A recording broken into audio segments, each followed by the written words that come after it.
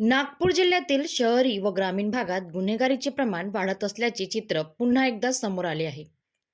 क्षुल्लक कारणावरून थेट जीव घेण्यापर्यंत लोक पोहोचत असल्याने कायदा सुव्यवस्थेचा प्रश्न गंभीर बनला आहे. आज दुपारी 12 ते 1 वाजेच्या सुमारास नागपूर जिल्ह्यातील खापरखेडाकडून कोराडी मार्गे जाणाऱ्या रस्त्यावर एक धक्कादायक घटना घडली. नरखेड येथे राहणारे सागर वानखेडे हे आपल्या दुचाकी क्रमांक MH31D1425 ने खापरखेडा कोराडी मार्गाने जात असताना रस्त्यावरच अचानक 2 आरोपींनी सागर वानखेडे यांच्यावर धारदार चाकूने वार करण्यास सुरुवात केली व हत्या करून तेथून पळून गेले.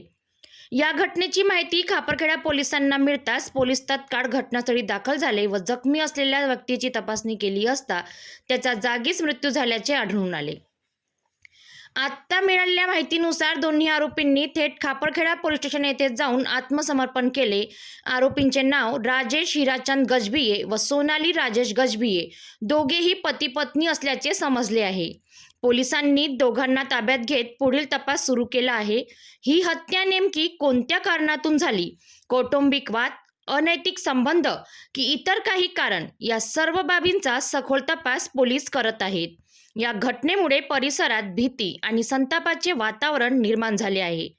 गेल्या काही महिन्यात नागपूर जिल्ह्यातील शहरी व ग्रामीण भागात वाढत्या हत्या आणि गंभीर गुन्ह्यांमुळे नागरिकांमध्ये असुरक्षिततेची भावना वाढीस लागली आहे.